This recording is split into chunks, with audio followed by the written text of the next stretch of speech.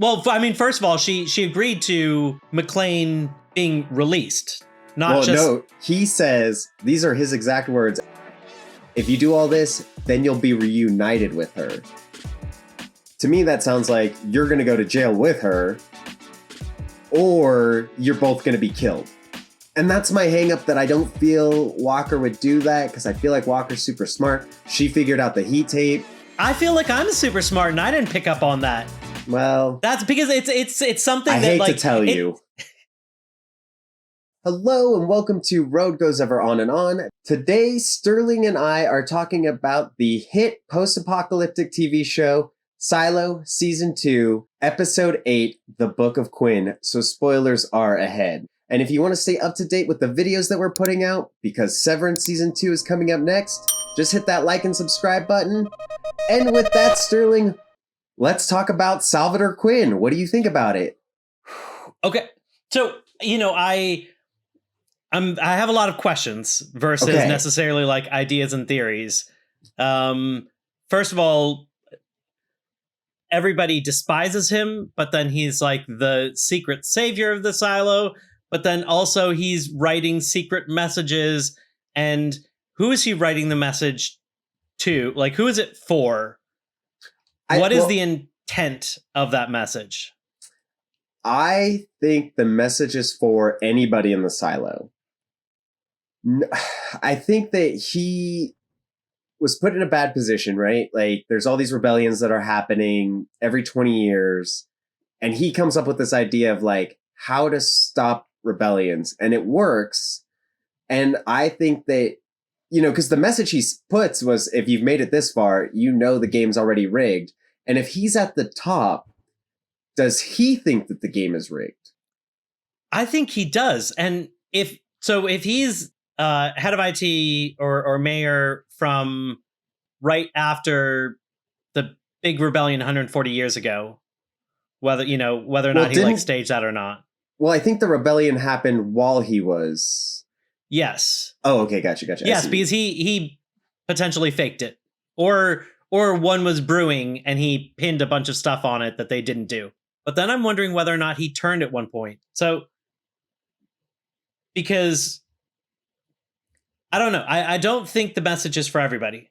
The first part, because when I thought it was in like The Wizard of Oz, and maybe people used to have copies of that, so it was pretty easy. Then okay, so anybody can decode that.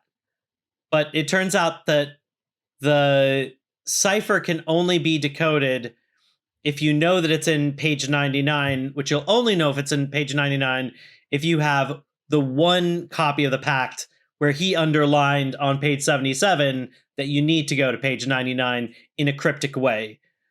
So, and I assume most people don't have access to his copy of the pact. No, well, it does seem like that it was his family members that had the copy of the pact originally. Yes. And I could see that maybe his message is not for like everybody in the silo. Like, not every person's going to read it, but I think it's meant for anybody in the silo. So like, he's got that message out there. If this book happens to land in somebody's lap that has this coded message from Salvador, I think that's what his intention was. Now, is there more to the code that we just haven't seen deciphered yet, that we're going to like pick up more pieces? I'm really hoping that we're not done with the code, because if that's the entire message, anybody that would work that hard to find out a hidden truth, I think, is potentially not believing that things are copacetic. Yeah. And so that kind of seems like a non-message. Like, right. If you've made it this far, you already know the game's rigged. But also, I feel like that code tells me, if you made it this far, meaning there is more to go. So I do think there is more to his message. I really hope so. What I thought was interesting was that, so his family is punished, and that, somebody needs to take the fall. There needs to be a fall guy. So I kind of get that. But what I thought was interesting You know the name of the first book in this trilogy Is wool. is Wool. And this is the first reference to it that we've had. So what, like 18 episodes in or something like that. I don't remember if the first season was 10 episodes or 9. That this is the first reference, and that they made it seem like it was a real indignity that they had to continue to produce the wool for the cleanings as kind of a punishment. And that was a little weird to me. Like, is it that hard to produce wool that it's Well, that much of like a stain that they have to make the wool for the cleanings? Well, I was a little confused by that too, because I was also having a similar thought, like how many cleanings are happening and they only take like this small piece of wool, and they're like, we've had to make this. And it's like, but before like Holston Becker went out and like a couple other people went out, like it seems like cleanings were few and far between. And it wasn't until just now we saw like 3 cleanings back to back. So I thought that was a little weird, especially because they also make wool blankets for like the up top. For the so up like, tops, well, I mean, that is so they seem like they were maybe in the mids. yeah, somewhere around the mids, I would say. So here you are making a like luxury product that you don't get to use and the people around you don't get to use, and once again, it's like due to this kind of like class system. So that could be kind of insult to injury, where I don't know, maybe they don't get money for the for the wool that they do for the cleanings, and so it's work that I don't know, but it was very interesting to finally hear the word wool, and then it was very interesting that like why is this a stain? Right. Well, and yeah, I just also feel like if there are sheep there, and I'm sure they have a few breeding pairs because they're making multiple sheep, I feel like getting enough wool for 10,000 people wouldn't be too difficult to do, that like the wool blankets could be used for everyone. So I was kind of confused why it was such a penance to Yes, have wool. there's clear significance. Like the book was named that, so there's Right. more to this. Yeah, and hopefully we get more of why wool is so important. Yes. I had another thing that was also kind of confusing to me, which was the introduction of this blue card. And the reason I feel like I have such a weird thought with this, it's like if you think about like people in the silo, right? And how they're reacting to their authority figures, right? There's like judicial above them, but like they all act like they know that there's this blue card that trumps everything, even judicial. So it's like, does everybody know that Bernard's really in charge of everything? Because it seems like the only 2 people that have this blue ID are probably Bernard and his shadow. But like you just flash it to people of the silo and people are like, oh, okay, that's the top guy. Right. Yeah, I don't get that either, but it was interesting seeing how quickly, like especially with the 2 raiders, that Right. were cleaning out Meadows' place, that as soon as they saw that, how quickly their tune shifted. I mean, the pack does have almost religious kind of undertones to it, and that could just be some weird thing where for whatever reason it explicitly says you do whatever the person with the blue card says, and nobody knows why. Just like nobody knows why they're in the silo, how long they've been in there, anything like that. I think this society might just be a society that does what it's told because of this forgetting solution, so they can't remember the past. All that they know is this book that they're taught, that they just have to follow whatever it tells them to do, regardless of how weird it is. Yeah. I'm trying, like,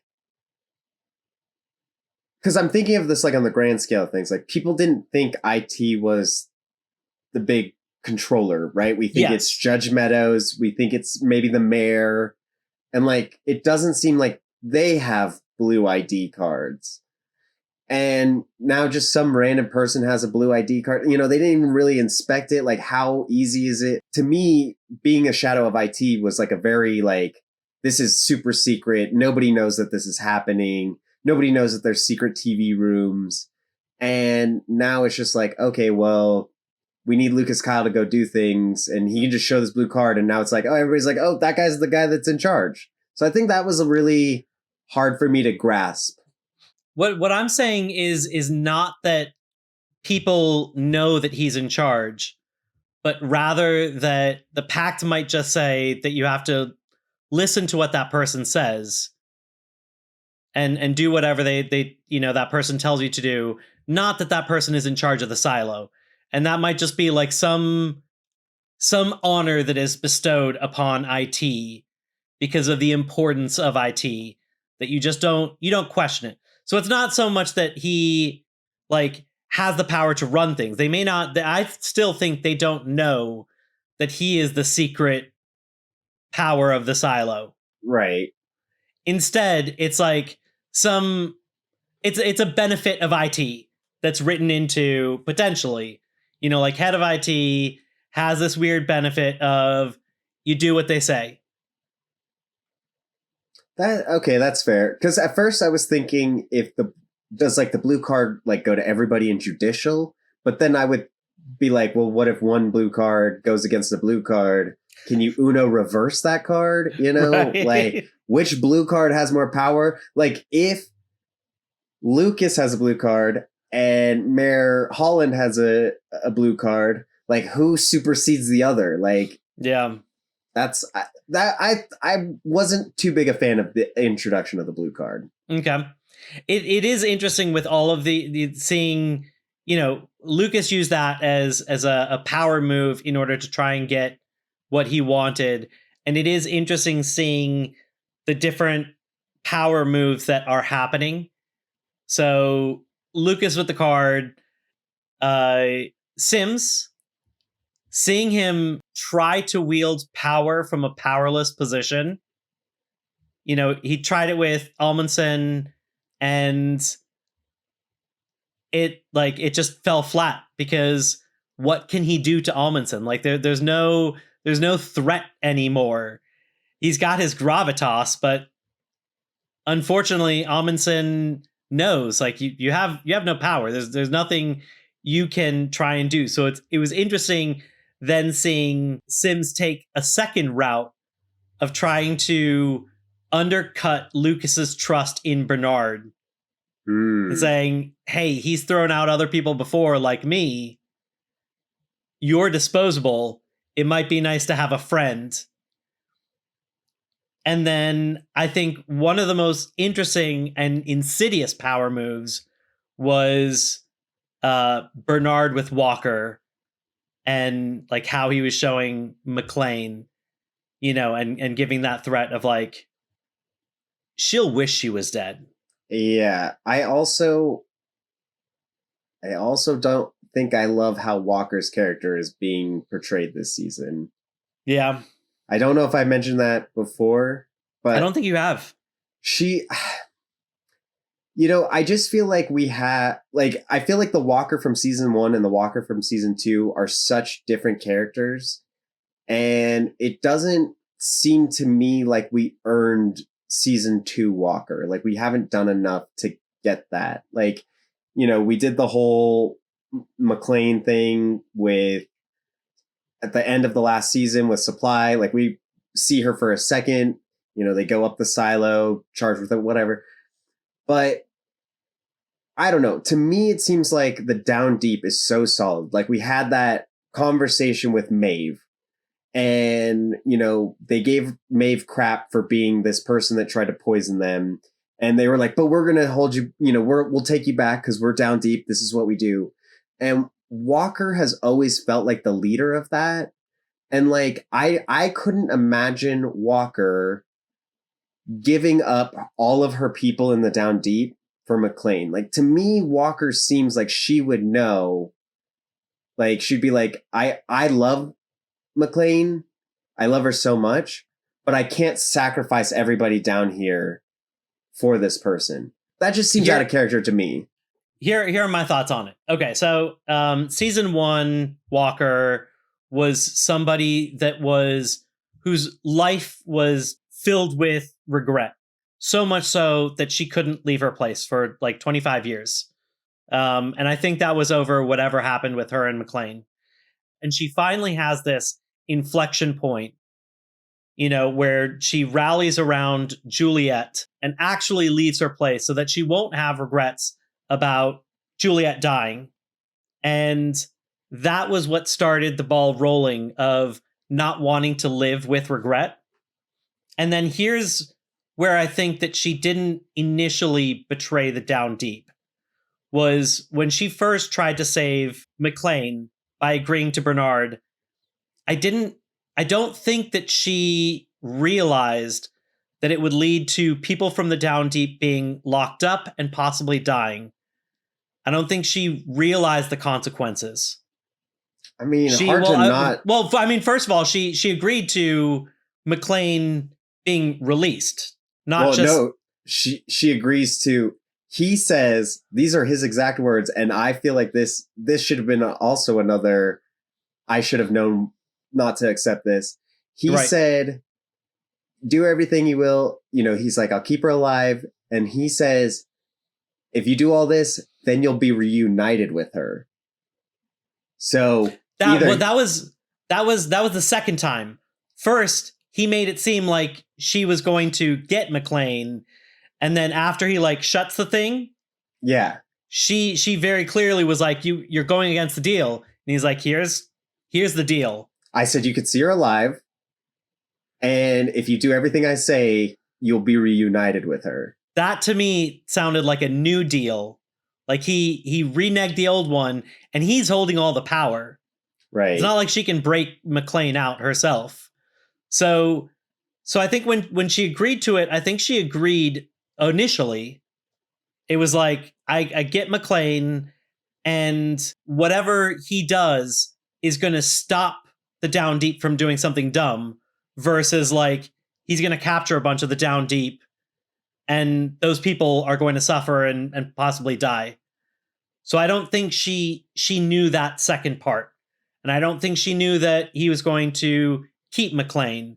So I think she thought it was like an actual negotiation, like a win-win on both sides, instead of Bernard just holding all the chips and winning. Well, and then once that had happened, she'd already given up the information. So she's already hurt the Down Deep. And now she's really in his pocket, and she's actually seen how much McLean is suffering. And so I think she feels like stuck at this point. Like she doesn't have the choice. I think the one dumb thing she did was going, and I think it was because she was pig-headed and because she didn't want to live with regrets, was going up when Shirley said, "This is a trap." And she was like, "No, the message clearly says I've got safe passage." Right. Which, I mean, technically she did have safe passage, but she did Bernard have safe used a bargaining chip.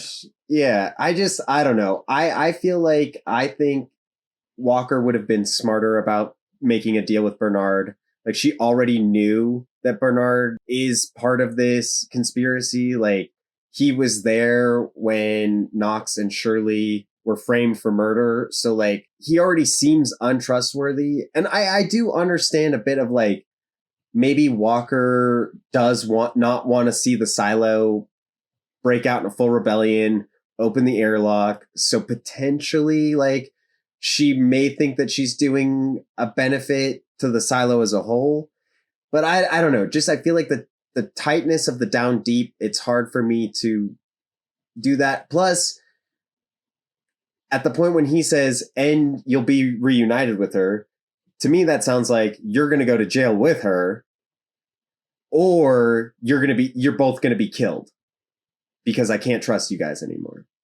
So like at that point, to me, when he said that, and I get it, she's full of emotion, she might be having different thoughts of it, but like after I people think she's got full of caught, emotion and not thinking. I know. I and didn't think about what you just said. I know you said it, but I didn't think about the ramifications until you spelled it out. The technicality of saying you will be reunited, which is very ambiguous. Like you Right. point, like That's what does that mean? And that's my hang up, that I don't feel Walker would do that, because I feel like Walker's super smart. She figured out the heat tape. I feel like I'm super smart and I didn't pick up on that. Well, That's because it's something I that, hate like, to tell you. It sounds like what you want to hear. And so Right. you give it the meaning you think it means. Because that's like, I know. it sounded close enough to it that I thought that meant, like, if you do everything I say, I'll release her. But that's not what he said. Yeah. I have a hard time. I just have a hard time. And I hope, but I mean, it's making great television, right? It's making me angry. It's making me mad at Walker. But yeah, I think my hardest thing is I'm more mad at Bernard. He is. Oh, I love Bernard. Oof. He is. I mean, give Tim Robbins an Emmy or whatever. Yeah, his portrayal is great, but man, just how cold and calculating he is. He's so good. I was thinking this. I'm like, we need Tim Robbins in more things, because he is just like, I feel like Tim Robbins is the Common from last season. Like, Common's kind of taking a back seat this one. And like in this season, he's just been so menacing, calculated, cold, just like, man, but I've been loving it. I've been loving his performance. He's, I don't think that he's generally menacing. I think that because most people don't realize he has actual power. Mm-hmm. So he uses his smarts to outsmart people. Like he outsmarted Meadows by putting the poison in the food instead of in the drink, knowing that she probably would not spurn that. So like, that wasn't an intimidation thing. That was a smarts thing. Yeah. I think Walker is the first person that he is truly intimidated, versus I feel like Sims was able to do so much with just like the threat of what people knew he might do. So he could just say the words and mountains would be moved. Sims very threatening. He didn't agree. He didn't have to do these like intricate, machinations in order to get done what he wanted. All he had to do was say what he wanted. And people are like, like when he asked for coffee and then he asked, can I see that? It's like, can I just use your radio for a second? And the guy is squirming about, And I feel like we did see that a little bit with his interaction with Lukas. Like, it did feel like he just takes the book. He's questioning him. Yes. And he still has that intimidation. And even when he talked to Amundsen for that one brief moment, there is that bit of like, when he was like, why is Lucas Kyle going here? And he's just like, I couldn't tell you even if I knew, there is this intimidation that comes from Sims, but he's now in a job that has no power. So it's like that, even though he is intimidating, it doesn't even matter. It doesn't even matter. Right. Yeah. Let's chat a little bit about what's going on in Silo 17. First of all, I thought it was interesting how little of that we got for how much of 18 we would get. I know. It'd be like a little 1 minute nugget. I know. Followed by 8 minutes in 18. I do feel sad that I feel, Juliette was the main character last season. And I still feel she is the main character, but she just doesn't have quite enough to do in Silo 18 or 17, which is fine, because I am very curious about what's going on in 18. But I want so much more out of, we're almost on episode 9, and I feel like I have nothing from Silo 17. Still don't know about Solo. Still don't know about this band of warriors that have just been living in this silo, apparently. I loved that they showed there was a rat to show that how these people could be surviving down there and eating things? Because that was like going to be my first question. Was like, okay, well, how are these people living down here? Without food. We also see how young they are. Yes. That's the huge one. Right. That's the huge one because let's go back to Comic-Con. Steve Zahn's character, Solo, they say that he's 10-year-old trapped in 40, 45, 35? 40, 45, somewhere like that. Anyways, so there's at least it's 25 to 35 years that since this rebellion has happened. They're not 25 to 35. And even if they were, they would have been babies. Right. They look like young 20s. So unless somebody survived and had babies, I don't know if they're from this silo. And how many of them are there? Yeah. If people were born later, then I also don't think that I don't know if they killed Solo, and I don't think that they were trying to kill her. Because they were relying a lot on scare tactics instead of, allowing themselves to be seen clearly and letting their presence be the scary thing, or holding Solo's body to show, to really say, this is what's going to happen to you. Instead, they're doing all these sneaky things. They're hiding behind lights so that she can't see them very well. They're using a long-range weapon where she can't see where it's coming from, and missing. And it seems like they knew exactly what they were aiming for, because she said, I got your arm. Next time it'll be your heart or whatever. They're hiding and looking like the body so that they can see if she comes up and jump up and ambush her. So I think they're potentially as scared of her as she is of them. They know that they're young and small and not necessarily have enough power. So they're doing all these things to make them seem scary. Right. Right. That's kind of what I gathered as well. I don't have any thoughts of where they came from. I don't know how they got there, what they're doing there, what they're eating off of, how many of them there are. But so Solo's been in the vault. Has Solo been coming out of the vault before Juliette got there? Does he come out? We saw the bodies of the fresh bodies. Mm-hmm. Maybe there was an understanding that that's his territory and they have whichever territory. I have a lot of questions, and I wonder why they want Solo so bad. Or if it's maybe they just want into the vault where there's more food. Seems like maybe they know that there's knowledge in there. I think they want in the vault more than they want him. Maybe, who knows? Yeah, I don't know. I liked Kath's portrayal, where we're once again seeing more of these side characters, and I think Kath's reaction to the page and the implications of it might give credence to this idea of, if people know about the outside, they're going to want to go out. And that's one of the things that gets these rebellions going.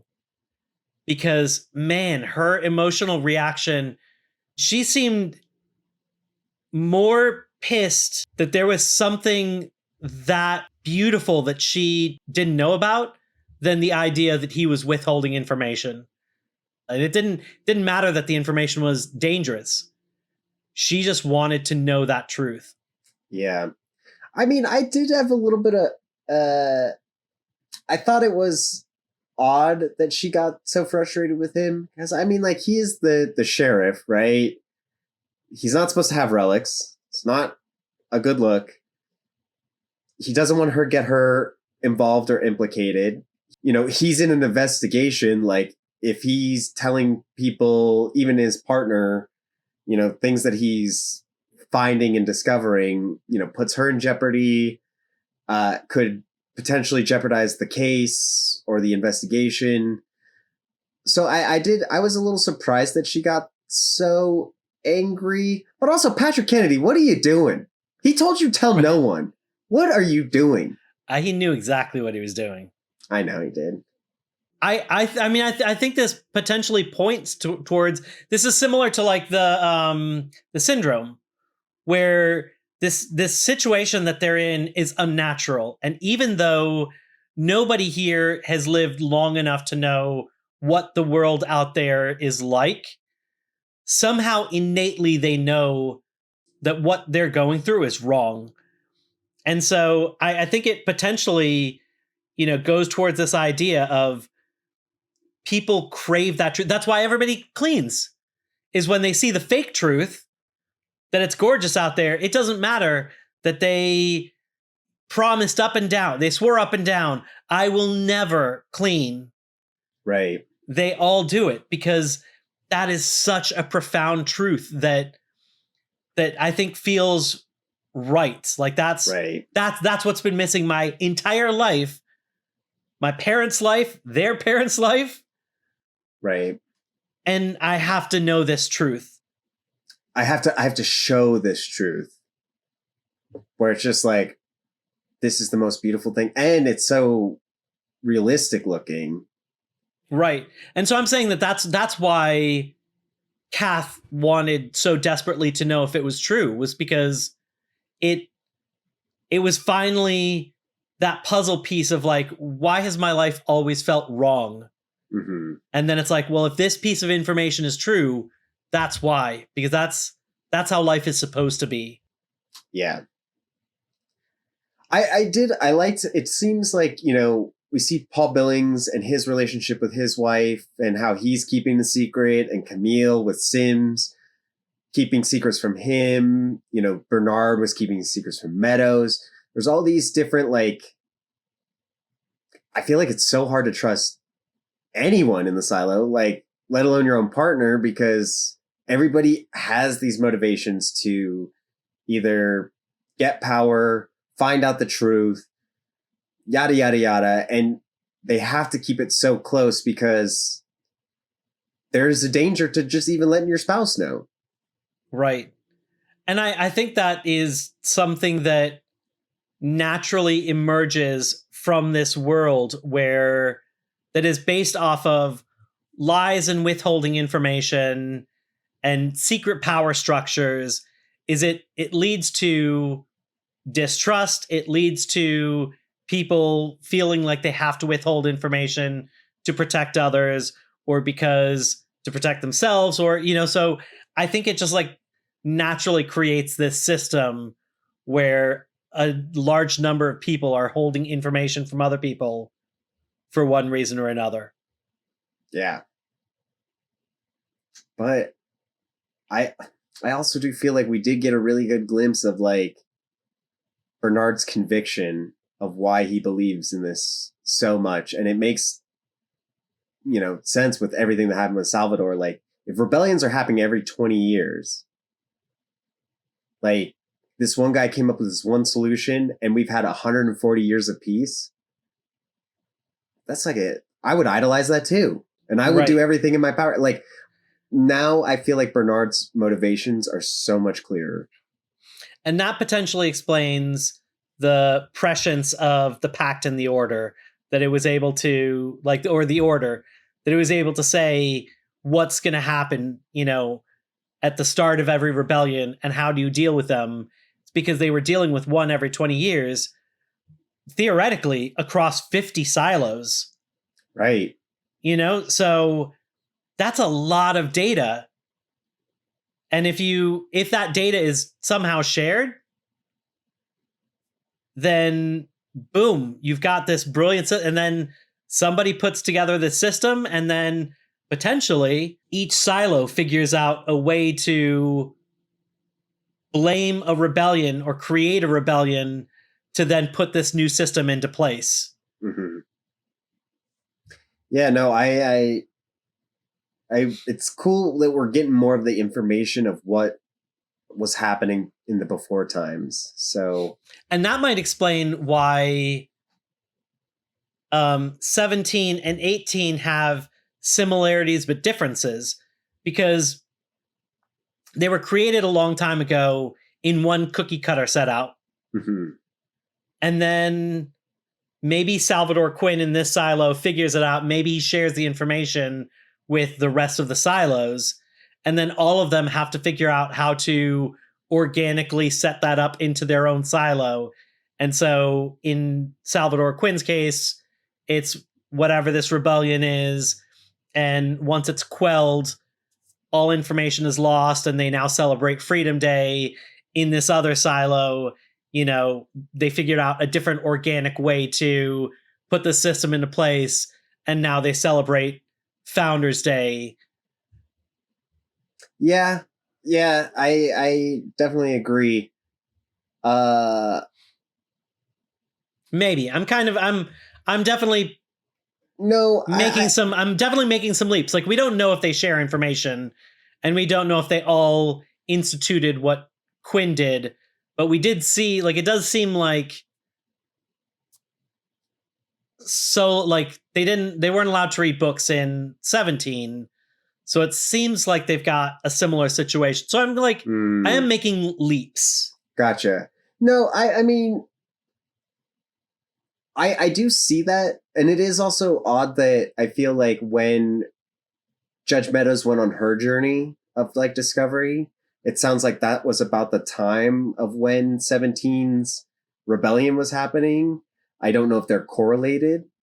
I don't know if they're related to each other, or if it's just happenstance, but it does seem like there is information that can get from silo to silo somehow, and it doesn't even seem like Bernard knows. Right. But maybe he does, because then we still have that keychain that blinks. Well, but it does seem like there is AI. Oh, yeah, the AI could have been alerting him. I mean, that could be, there could be overlords in another silo that are watching everything, and they made it blink, and then they went over the intercoms and said it was a Delta event. But it also, like, when, you know, in the library, when he asks the iPad the question, he doesn't have to use a wake word. You know, he just asks the question in very natural language, and it comes up with great response. 0 sponsored links up top that you have to, like, scroll past. That could be because in the first season when we see it blink, I can't remember why it started blinking, but he goes to the IT server room, or the vault. I think he goes. So I could actually see that being the AI alerting. The AI. Okay, well, dang, I thought that was a way of them communicating, but that seems way more likely. That's what I originally. I mean, I think that was your idea, and I think I subscribed to it. But that's one of the interesting things, is that, like, the show took so long to tease out that this is much farther in the future than we possibly thought it was. Right. You know, like, it originally felt like there are a number of things that could cause current society to break out into a world war and have everything lead to a state where we have to go underground or something like that. So it seemed like it didn't have to be far in the future. Right. And based off the technology we saw, it didn't seem like it, you know, had to be set far in the future. Right. And then they finally give us nuggets where it's like, oh no, I think this might be a decent ways in the future. And who knows, even the 352 years that Bernard knows, that's what he has figured out, and it could even be longer than that. Right. But with that, I think our journey has come to an end. Thank you folks so much for joining along. Come back next week as we tackle the episode before the finale, episode 9. Come back. We'll look forward to seeing you then. But until then, I'm Mark. This is Sterling. Thanks.